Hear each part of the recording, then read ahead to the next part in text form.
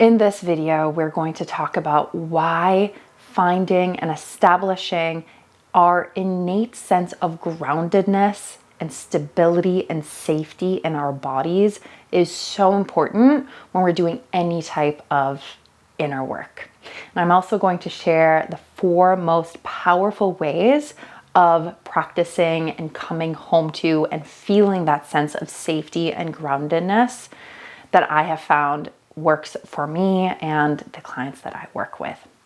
So on this channel, I talk a lot about shadow work, right? And inner work and healing our past and meeting the parts of ourselves that might have experienced hurt or emotional pain in the past and giving them loving compassion and awareness and essentially safety. The thing is, when we start doing any type of shadow work, which is, in my opinion, one of the most powerful, effective, productive ways, really, to find and feel our potential and to really feel safe and confident and worthy and uncover that innate sense of self-esteem that we all actually have access to. The thing is, if we feel fundamentally unsafe within our bodies, perhaps we have experienced things in the past that, maybe we grew up in an environment that felt fundamentally unsafe and unstable, then doing inner work and shadow work can kind of maybe be a little bit destabilizing. And this is also why I feel like when we're doing any type of inner work, it is so important to bring our bodies on board, especially if we're doing any type of emotional trauma work. The thing is, if we're not feeling kind of a sense of groundedness and safety in our hips and our feet and feeling like the sensation and the aliveness in our bodies as we're on this path of awakening and healing, then we can easily kind of get lost in our minds. We can get lost in concepts. We can get lost in the next YouTube video. We can, find ourselves scrolling and kind of like disassociating ourselves a little bit. Like, even though it feels like we're maybe doing the work and we're feeling more, we're healing and stuff like that. The thing is, we're maybe a little bit more in our heads than we need to be. And again, if we're doing this type of work where we're meeting ourselves more truthfully, more honestly, it can feel destabilizing and kind of intense for our systems. And therefore, establishing that sense of safety and trust in our bodies so that we can keep coming back to that foundational groundedness that's always available to us no matter what situation we find ourselves in, that is when we are going to be the best equipped to keep going on this path. Because it is so true that doing this inner work is what allows us to come even deeper into our authenticity and feel more in alignment with our souls, essentially, and to create a more fulfilling life and to feel like we are expanding into the things that are possible for us, like whether it be within our relationships or careers or our art or our relationship with our health and well-being, right? The thing that is like the foundation of it is safety. And the way to establish this within ourselves is through our bodies. It's the root chakra. It's the foundation of our physical connection with the world around us. And if we're not connected to that deeper sense of rootedness in our bodies, again, we might start flying somewhere around here. And the thing that is so kind of, if I'm going to bring it more into like a very practical level to understand how this looks like, we might find ourselves kind of doing, or feeling like very overstimulated and feeling like we have to do the next thing and the next thing and the next thing. And we have this long to-do list throughout our day. And we might be kind of unconsciously following the to-do list or crossing off the to-do list because we believe that is when we're going to feel calm, or that's when we're going to feel safe, or that's when we're going to feel grounded. The sooner I get this thing done, then I can feel safe. Then I can feel relaxed. The truth is that relaxation and calm and peace is available to us at any moment, even when we haven't gotten our to-do list done, right? And the more that we can practice feeling that sense of safety within ourselves and uncover it, the better off, like all our to-do lists and all the things that we have to do, they just feel like a bonus versus we're doing them in order to feel safe or confident or whatever it might be, right? So the 4 different things that have been the most foundational for me and my practice and the clients I work with is the following 4. And the first one is incredibly simple. It's almost silly how simple it is. It's literally the practice of feeling the floor underneath us, underneath our feet, and being in this space. So whether we're standing or we're sitting, we feel the gravity pulling us down toward the earth. And we feel that we are pulled down and that we're being held by the ground and by earth. I love the analogy of a tree, and I use it all the time because it is my belief that we are trees as humans. Like, we are these incredible beings that have to have rooted deep roots within the ground so that we can grow higher and we can stand more stable as we move through life, right? And our feet are just a pretty obvious embodiment or imagery of those roots that can grow into the ground underneath us. If we feel the feet on a floor, we can sense that the gravity is kind of pulling our energy down and into the ground underneath us. And through that, we start immediately finding and feeling a sense of safety and stability just through that little practice, just feeling the floor underneath us. And if you're sitting right now, you can maybe sense whatever you're sitting on or you're laying on, just feel the gravity pulling you down and feel yourself being held by that. And you can even ask yourself the question, how does it feel for me right now to be held and to feel this sense of groundedness through my physical body and feeling held by the seat or the floor that I'm on?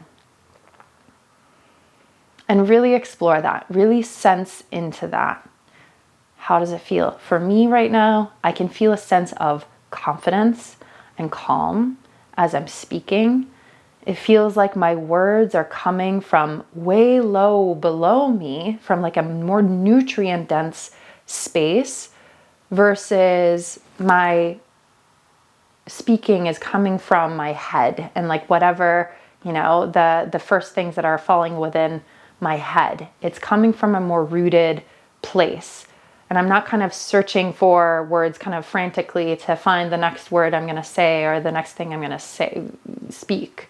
It's just coming from the sense of groundedness within my body. And if that is difficult for someone, as it sometimes is, feeling unsafe in our bodies can be difficult for a lot of people depending on what they've been through in the past. Maybe we even feel numb to our bodies and even like what we're feeling. But if we can find something as simple as just feeling the floor underneath us, then that is the first step that we can do to feel more grounded and confident in ourselves. And again, expanding that awareness and that sensation of safety as often, and reminding ourselves of that sensation of safety, of being held by gravity and by Mother Earth, that we can then continue moving on to, and knowing that that safety is always available to us. And that safety is available to us no matter what we're feeling emotionally. If we're feeling anxiety, if we're feeling stress, if we're feeling anything, we're grounded to earth. And what's really interesting, and something within somatic experiencing, which is a trauma healing therapy that I absolutely adore and have studied, it's the ability to connect that sense of groundedness that we might uncover perhaps through having our feet on the floor, that we can connect that groundedness and that stability to different emotions that we might be feeling.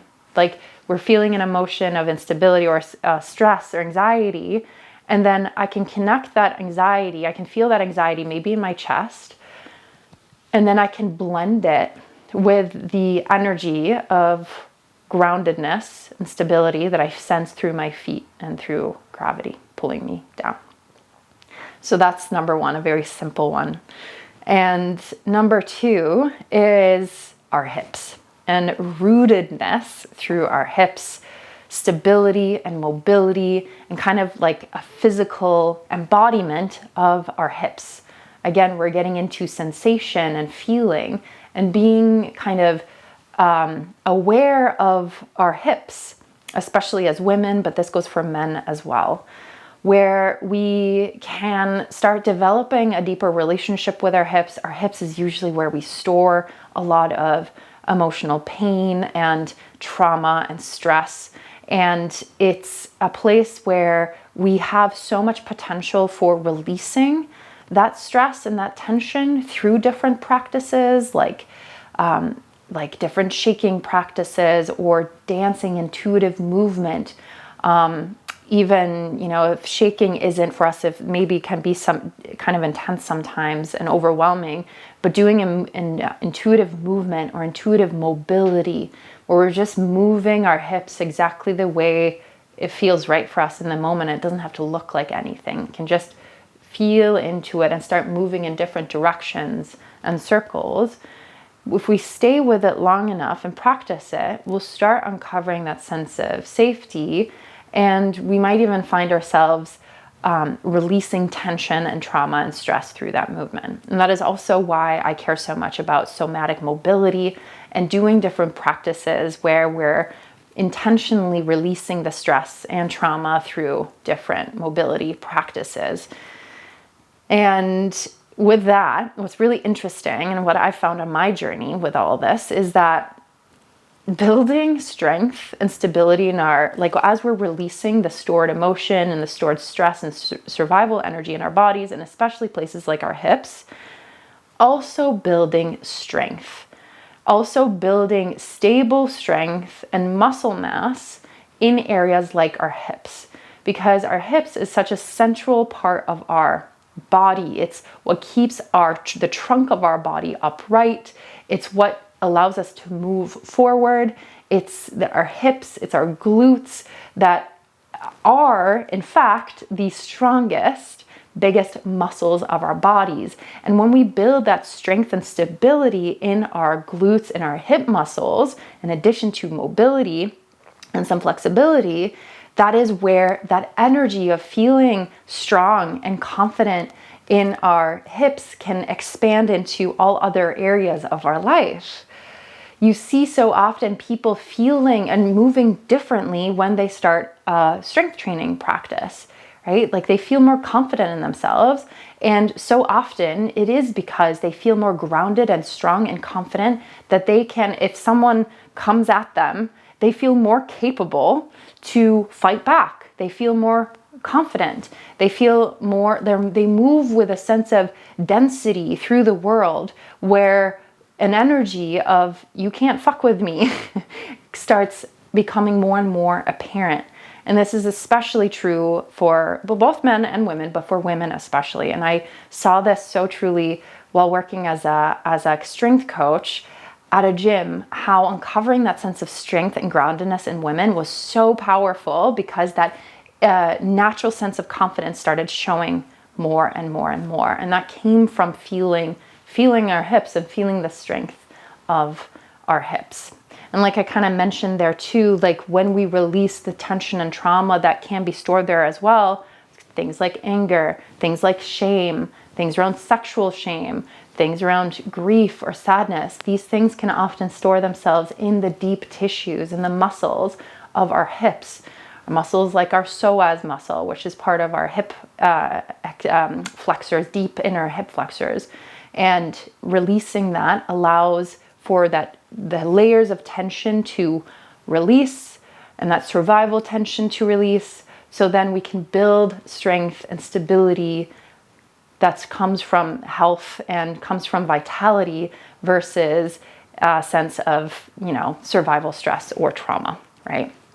So that was number 2, building strength and building physical strength through our hips and mobility through our hips as well, which is kind of our root chakra, right? And the next one, number 3, is to start being more emotionally aware and start becoming very in tune to our emotions. And there's a big difference between feeling our emotions and letting them kind of take over and overwhelm us versus learning to contain our emotions, which is huge, huge, huge practice for many of us, especially if we grew up feeling disconnected from our emotions. We felt like our emotions weren't okay, or they weren't safe to be shown, or we had to push them away in order to feel belonging or feel lovable around other people. And when we start creating that sense of containment of our emotions, like, okay, I'm sensing this anger coming through right now, or I'm sensing this fear coming through right now, and I am safe to hold and to feel and to process this anger. If it's coming up, it's coming out, and I have the capacity to be the container for this emotion to come through and to express in the way it needs to, in a safe way, most likely. So we're not kind of maybe lashing out on other people, or it's coming out in unconscious ways, essentially. Becoming the safe container for our emotional expression, like our anger, which is an important emotion, by the way. We need it to establish boundaries and to feel safe as ourselves, and knowing that we can, set a boundary, and I feel confident doing that. And I know that, I actually establish more confidence in myself and worthiness as I set boundaries. And sometimes I need that anger in order to establish those boundaries, right? So that was number 3, emotional containment, which kind of goes into, emotional awareness and emotional resiliency as well. Those are just other words to describe it. And number 4, and probably the most important one as well, is patience through this practice, and patience and commitment. Because as we're on this journey of inner work, shadow work, of coming home to our authenticity and our true selves, and coming home to our bodies, it takes time. It's not a quick fix. It doesn't happen overnight. It's a continuous lifestyle practice. Just like going to the gym, you can't just go to the gym for 2 months and then you're good for the rest of your life. It has to be a continuous practice, right? And it's like taking a shower. You don't take a shower one time, you have it as a habit. And again, this inner work, that is kind of what it's a lifestyle that will help us feel more confident and aware of ourselves. And it's something that has to be practiced over time, because it's, our nervous systems and our unconscious minds aren't going to start showing up or showing the repressed emotions or the unconscious content that's often been stored there through our life experiences just in one go. It takes time, and thank God it takes time, because if we were to start uncovering that all at once, it would be incredibly overwhelming for our nervous systems. And our nervous systems need a titrated process to let things come up as they come up. And titration means it's just a slow, slightly, a little bit more, a little bit more, a little bit more, not a ton at the same time. We need to do it slowly, titrated over time, exposing ourselves a little bit more to whatever emotions might be there, whatever might be living in our unconscious mind, and create a sense of safety in our nervous system to hold and to be with whatever comes up. And it's a practice that, like I said, it takes time and it takes patience. And in that process as well, it's this ability to meet ourselves over and over again, to keep practicing that sense of groundedness, that whatever shows up within me, big emotions, activations, triggers, life situations that don't feel, that are activating, that we keep coming back to, I am safe in my body. I can hold this. I feel strong in my body to hold and be with whatever comes up inside of me. And I can handle whatever situation comes to me because I have that strong sense of connection to the groundedness and safety in my body. And again, this takes time. A lot of people, depending on what they have been through, it takes time to establish and practice. Recently, I talked about going through a dark night of the soul, and it was really intense for me. It was so intense. So many things that I thought I'd move through were coming up to the surface. And I thought that I'd done all this work already. Like, why am I feeling this right now? But it was like just the deeper stuff that was coming up to the surface for me to witness. And the sense of helplessness and hopelessness that, was kind of there somewhere, but needed to come up. And I wouldn't have moved through that period within a week had I not felt the sense of safety and groundedness in my body and knew how to kind of come home to it and to keep feeling it. That no matter what comes up in my awareness through my emotions or parts of my psyche or the sense of, like I said, helplessness, I have a connection to that deep, earthy, grounded, rooted energy that's always available to me, and it's always there for me as well, no matter what comes up. So just to recap for that, anything that grounds you into Mother Earth, anything that grounds you into the density and the gravity of Earth and to the ground, into your hips, and to be able to sense that and practice feeling it throughout the day, even if we have nothing come up, even if we're not stressed out or activated, but having that as a reminder of feeling the seat underneath us or feeling the floor underneath our feet.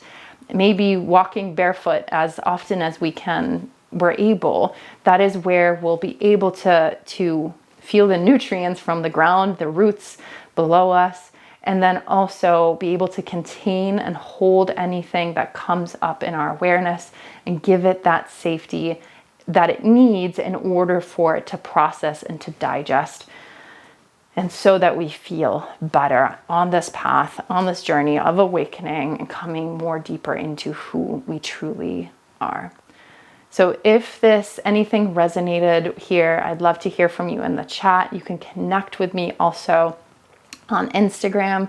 I'll put my information below. And if you'd like to schedule or explore a free consultation with me to see if any work together would be something for you, I will put all the information below so that you can take a look at on your own time. Take so much care.